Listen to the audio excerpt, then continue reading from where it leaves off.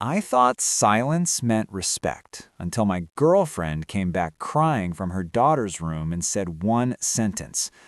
Hi, I'm Daniel, 38, and 18 months ago, I thought I was doing the right thing by parenting my girlfriend's teenage daughter. What I actually did was destroy their relationship, become a villain in the eyes of her entire family, and, let's be honest, blow up a life I wasn't even invited into properly. The first time I met Era, she looked through me. Not past me, through me. Like she had a sixth sense for bullshit and I was her first real reading. She was 14, polite, distant, didn't say much, wore a giant black sweater with holes in the sleeves, a choker, boots that looked like they'd survived a riot, and eyeliner like war paint. I remember thinking, this is the one I've got to win over. Because I loved her mom, or thought I did. Michelle, 42, divorced, warm when she let herself be. She'd talk about being exhausted by single parenting, but never about Era specifically. More like the concept of having to guide a kid who refused to be guided. The first time Era rolled her eyes at me, over a dishwasher chore I think, I told her calmly to try that again with more respect. She laughed. I took that as disrespect. Michelle took me seriously. That was all the encouragement I needed. See, I come from a house where you don't talk back. You sit up straight. You don't present like a circus. The idea of expression wasn't a virtue in my upbringing. It was a red flag. Michelle seemed relieved I had structure, rules. I mistook that for permission. The next 6 months were like a low simmer. I'd comment on Era's posture, her headphones at the dinner table, her tone. Michelle backed me up, at first gently, then more firmly. I think she thought she was being a team player. I thought I was saving a household from chaos. Era thought we were both monsters. Still, I held firm. It's not about the clothes, I'd say. It's about what they represent. But of course it was about the clothes. The boots, the cut-up tights, the tangle of belts like she'd robbed a Hot Topic clearance bin. Then came the day she returned from her dad's with 2 full suitcases of outfits that made her look like the lead singer of a band that only played abandoned subway stations. Michelle was furious, but I was worse. I made her lay out every item on the table. I commented on each one. This looks like a costume. This is a cry for attention. You're making yourself look like a freak. Michelle said nothing. Era cried. I bagged every piece and locked them in storage. We made a list of rules and put them on the fridge. Era shut down completely. At the time, I thought, good, boundaries are working. What I didn't see was that I'd just started the countdown on a bomb I didn't even know I'd planted. A week later, Era stopped slamming doors. That should have been a win, right? No more sulking, no more muttering, no more glaring at the dinner table, just polite nods, one-word answers, and this eerie, too-silent compliance. Michelle said, I think she's finally adjusting. I said, told you, boundaries work. But the truth is, she wasn't adjusting. She was disappearing. Her room turned sterile, closet half empty, desk spotless, shelves untouched. She wore the same 3 outfits in rotation, the ones we approved. Neutral sweaters, jeans that didn't sag, sneakers with no platforms or spikes or anything that hinted at personality. Not even the little silver bat necklace she wore like a second skin before. I thought she was learning. What she was really doing was planning her exit. She started spending more weekends with her dad. Michelle said, it's just a phase. But then Era stopped texting her back. Michelle would send messages, dinner's at 7, sweetheart, and Era would respond 6 hours later with a K or nothing at all. Still, we held the line. The lock on the storage room stayed, the fridge list stayed. The list grew, actually. I added no platform shoes, no black outfits, no chain accessories, no layering shirts with visible tears. Rules meant to curb the chaos. Instead, they exposed just how obsessed I'd become with a teenage girl's outfits. Then orientation day came. Michelle was already at work. Era snuck into the storage room and came down in a layered skirt, torn tights, and those combat boots. Honestly, she looked amazing. Powerful, like someone who finally felt like herself. I told her to change. She said no. I told her she wasn't leaving the house like that. She said she'd call her dad. I told her again to go upstairs. She stared at me. No yelling, no sarcasm, just this silent, disappointed stare, and walked back to her room. She missed orientation. Michelle came home furious. At Era. I thought we'd won again, but the next day, her father called. Not to argue, to tell Michelle he'd already spoken to a lawyer. Michelle brushed off the custody threat like it was post-divorce drama. He's just trying to be the fun parent, she said. He doesn't know what real structure looks like. But I knew better. Era's dad wasn't bluffing. A week later, Michelle was served. Emergency petition. Emotional harm. Overstepping by a non-parent adult. Lack of appropriate autonomy. Michelle read it in silence at the kitchen table, while I stood behind her, arms crossed, like I could hold the walls up with posture alone. She said, "This is ridiculous," but her voice shook. Era had kept receipts, literally. Screenshots of our fridge rules, photos of the bags of clothes locked up. A full transcription of the night I told her she looked like a freak. I didn't even remember saying it like that, but the quote was word for word. She'd also recorded us. Not yelling, just normal conversations. The kind that would sound fine to us, but in a courtroom, I suddenly heard the sharpness in my voice. The way Michelle defaulted to silence whenever I spoke. The way Era barely spoke at all. Her father submitted the files with the motion. Michelle's sisters got involved next. They took her out for coffee, said they were worried. About Era. About us. About how quickly the house had gone from tense to clinical. One of them said, "You've let Daniel take over parenting." Michelle told her I hadn't done anything she wouldn't have done herself. That was the first time I saw her doubt flicker behind her eyes. It got worse. Era stopped eating dinner with us. She'd come down, take a plate, and retreat to her room like a ghost. I told Michelle we should push harder, require meals at the table, bring the rules in tighter. Michelle said no. She wanted to talk to Era alone first. That night, she went to Era's room. She came back 30 minutes later, red-eyed and quiet. She asked me why I don't protect her, she said. I didn't answer. I didn't know how. Because the truth was, I wasn't a stepdad. I wasn't even a real part of this family. I was an enforcer with a house key. I saw it. Finally. Too late. Michelle didn't say anything else. But the next morning, the lock on the storage room was gone. The padlock was gone. Michelle didn't explain it. She didn't announce anything. It just wasn't there. I noticed it first, standing in the hallway with my morning coffee. The little brass padlock, the one I installed myself with such self-righteous pride, now missing. The latch hung empty, the door slightly ajar. I knocked once, then opened it. Inside, the bags were gone. I checked Era's room.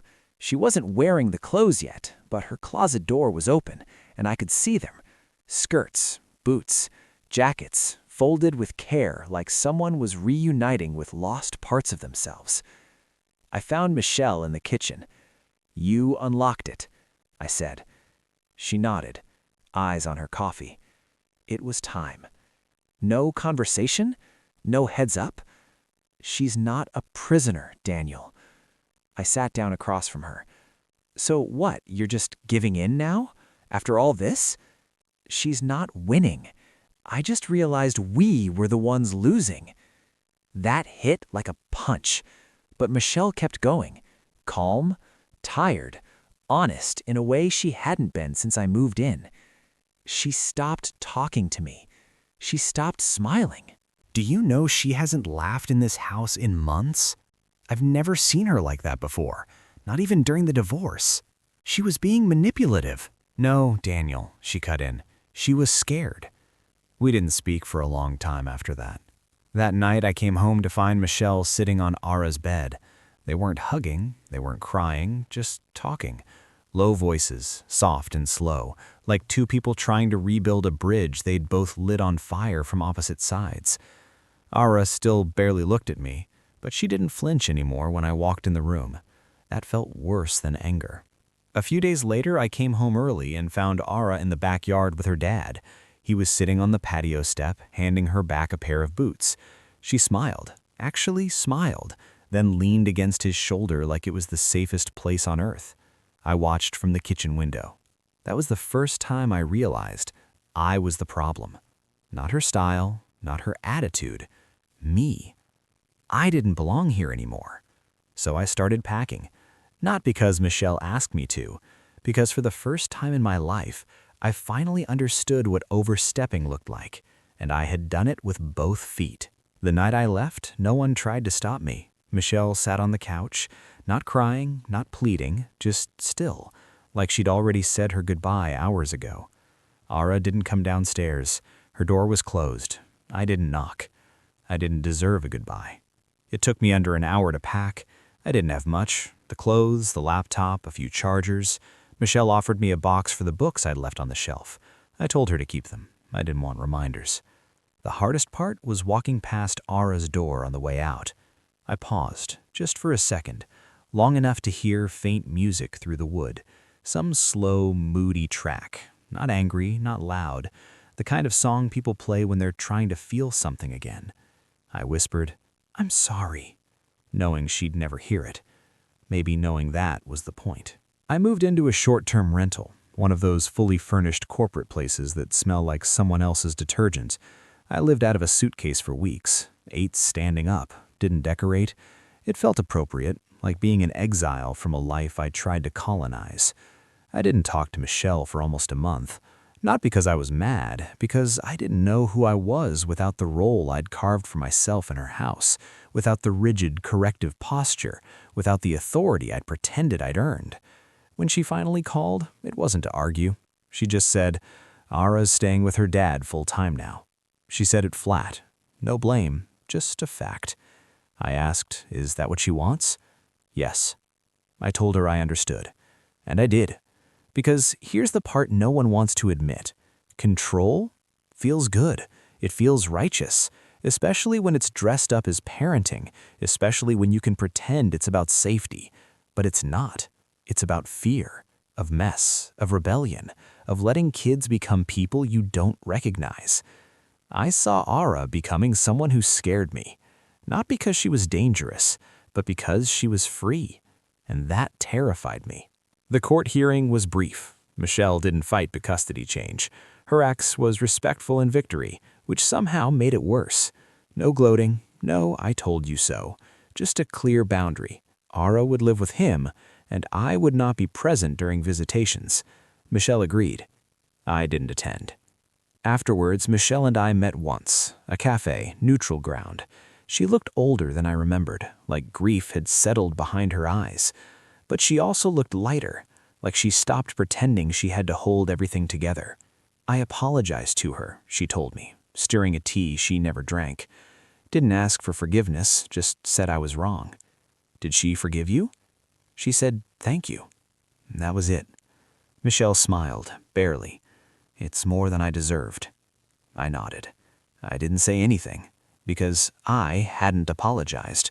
Not really, not directly, and part of me still didn't know how.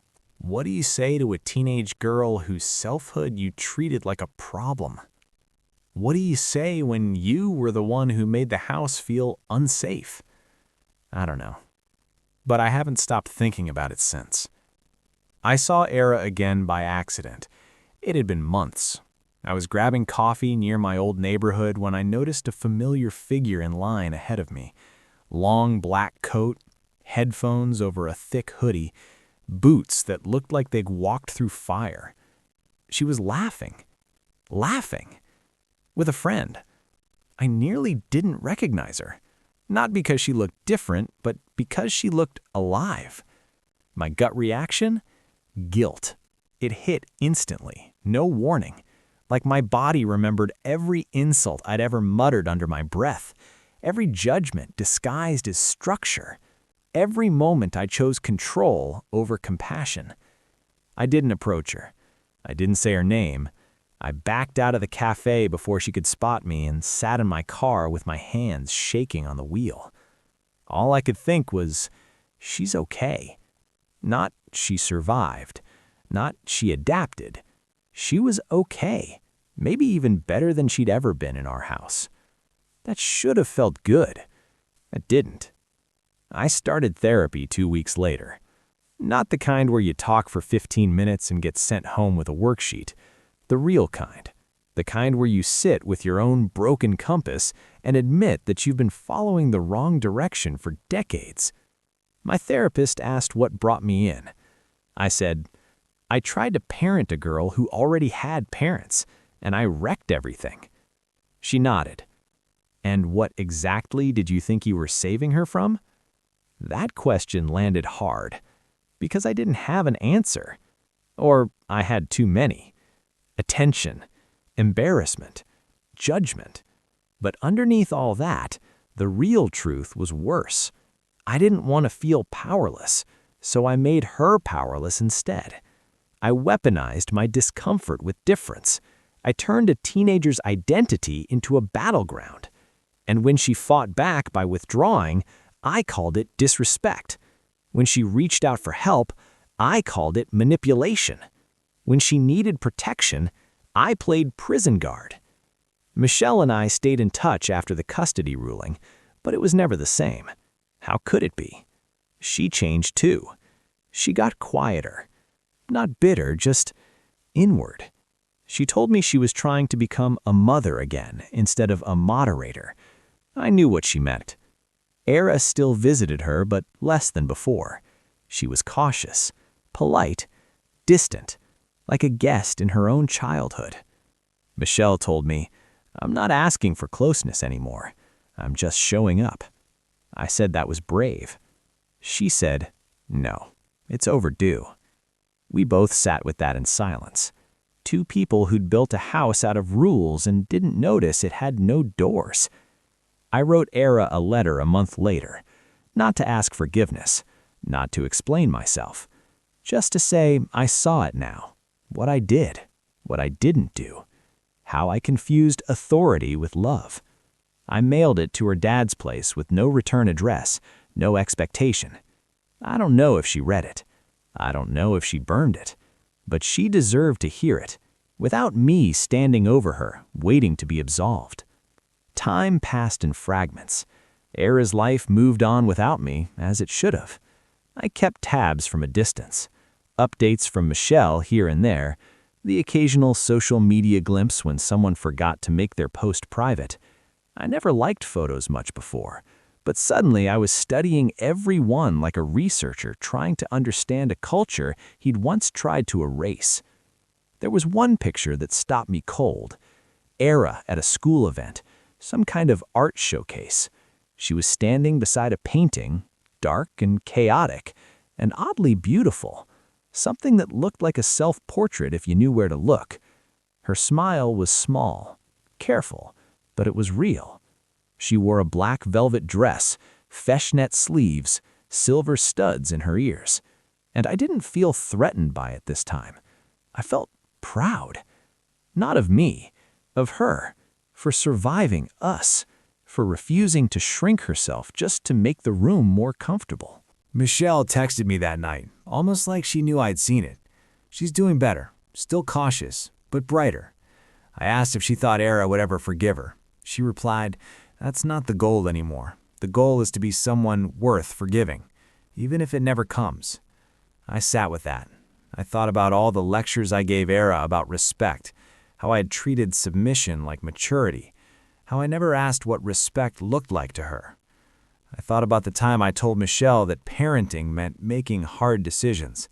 What I didn't say, what I should have said, was that sometimes the hardest decision is to listen, to let go of control and admit you were wrong, to realize that protecting a child doesn't always mean limiting them, it often means trusting them to become.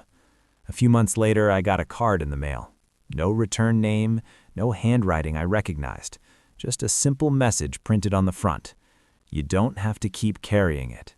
Inside, blank. I still don't know if it was from Era. Could have been Michelle, could have been neither. But I keep it tucked in my wallet, not as redemption, not as closure, just as a reminder that silence can be mercy, that distance doesn't always mean hatred, it can mean healing, and that the absence of a door slam isn't always peace. Sometimes it's the prelude to goodbye. I ran into Michelle again last week. It had been nearly a year since we'd last spoken. Not a fight, not a break, just time, space, life moving in different directions. We saw each other at a bookstore of all places. I was in the nonfiction aisle pretending I cared about a book I had no intention of buying. She walked past me holding 3 paperbacks, looking exactly the same but also completely different, lighter somehow, softer. We didn't make it awkward. She smiled, I smiled. We stepped outside and walked around the block like people who used to share a house but now only shared history. She told me Era was taking studio art classes at the local college. Not enrolled full-time, just a few classes to explore. Said she joined some kind of student zine collective too. Michelle made a face when she said zine, like she didn't entirely know what it was, but that she liked that Era had found her people. She still doesn't talk about that year, not directly, but sometimes she'll say things like, "I'm glad I don't have to ask permission to exist anymore." I didn't flinch, I just nodded. "That's fair," I said. Michelle looked at me for a long time, then said, "I think she got the message you sent." I didn't ask which one. The letter, the silence, the apology that never arrived in person but lived in every action since. Maybe all of it. "She doesn't hate you," Michelle added. "She just isn't ready for more than distance." That's okay. Distance is better than erasure. We kept walking. She told me about her new apartment, smaller, cozier, fewer echoes. Said she'd learned to stop waiting for Era to come around and started learning how to be someone worth returning to. I told her I was still in therapy, still learning how to talk without turning everything into a lesson, still unlearning the urge to correct things that don't need fixing. I didn't expect her to reach for my hand, but she did. Just once, a quiet, gentle squeeze. We stood there like that for a second. No promises, no what-ifs, just 2 people who had both done harm and both chosen to own it. That squeeze said, "I see you trying." I walked her back to her car and said goodbye like a man who wasn't owed a second chance and didn't expect one, but had finally made peace with the silence he earned. If you're wondering what became of me, it's this. I rent a small place now. No fridge lists, no padlocks, just a couch that's too comfortable and a dog I didn't think I'd like who follows me everywhere. I write letters I don't send. I buy books I actually read. Sometimes I catch myself saying, what would I have said to Era back then if I'd actually been listening? And sometimes, in the quiet, I hear the answer. Nothing. I wouldn't have said anything. I would have sat beside her, in silence, and let her wear whatever made her feel most like herself. I would have looked at her boots and her chains and her dark makeup and thought, there's a girl figuring out how to be brave in a world that punishes difference. And I would have said, I'm proud of you, even if I didn't understand her yet, even if I never fully would. Because that's what love looks like when it stops trying to win. It lets you become. It lets you be.